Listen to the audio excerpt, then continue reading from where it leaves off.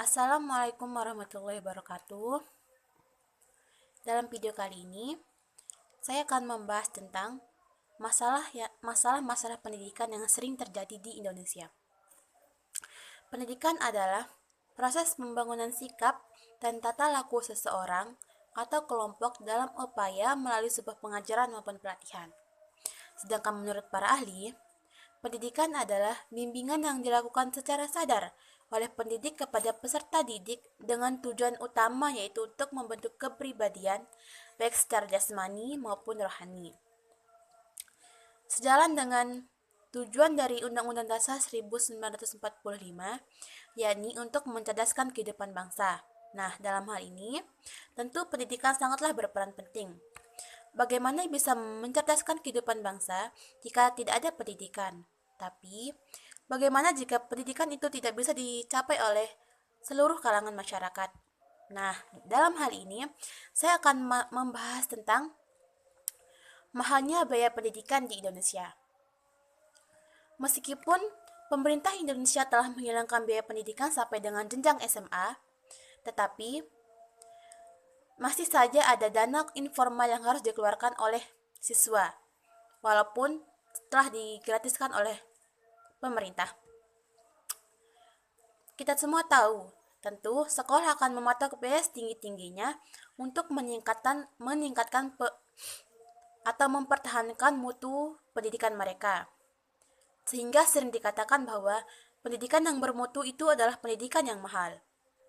Akibatnya, akses masyarakat yang kurang mampu untuk menikmati pendidikan yang berkualitas akan terbatas dan masyarakat akan semakin susah karena masalah sosial yang mereka hadapi.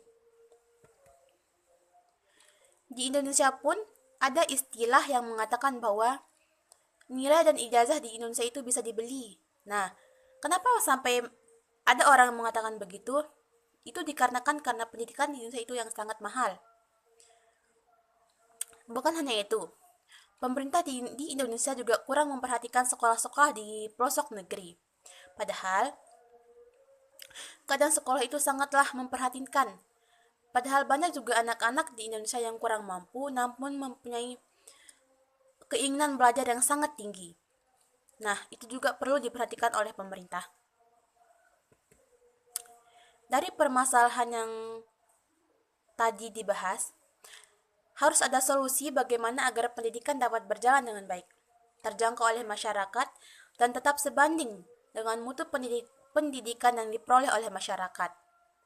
Adapun solusi yang dapat ditawarkan yaitu, pertama, diperlukan kejujuran dan rencana yang strategis dari jajaran birokrasi pendidikan untuk mengimplementasikan anggaran pendidikan pada program pembiayaan pendidikan gratis bagi masyarakat yang kurang mampu. Kedua, dalam dunia pendidikan harus dibersihkan dari berbagai biaya pungutan. Jadi tidak boleh ada pungutan seperti biaya LKS, seragam, biaya uang gedung, biaya ekstrakurikuler dan lain-lain. Nah, pungutan-pungutan seperti itu harus ditiadakan oleh pihak sekolah agar masyarakat yang kurang mampu bisa mengikuti pendidikan. Oleh karena itu, program pemberantasan korupsi harus bisa menyentuh dunia pendidikan, terutama di dunia sekolah. Ketiga, kebijakan dari bidang pendidikan yang menyepakati program kapasitas pendidikan harus diberhentikan atau dihapus. Artinya, setiap sekolah bisa menerima siswa sampai tidak ada siswa yang harus menerima penolakan. Nah, dan selanjutnya, untuk mengatasi anggapan masyarakat yang menganggap bahwa mahalnya biaya pendidikan karena adanya praktek korupsi yang dilakukan pejabat dan birokrasi sekolah. Nah, solusi untuk masalah ini, sekolah perlu melakukan adanya penyampaian laporan tentang keuangan kepada wali murid sekali dalam setahun. Nah, dalam hal ini, dalam penyampaian laporan harus disertai dengan bukti-bukti yang jelas, baik berbentuk kwitansi maupun laporan, sehingga wali murid dapat percaya bahwa tidak ada penyelewengan dana saat mereka mengeluarkan uang untuk biaya sekolah anak mereka.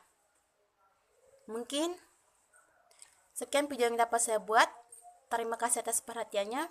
Wassalamualaikum warahmatullahi wabarakatuh.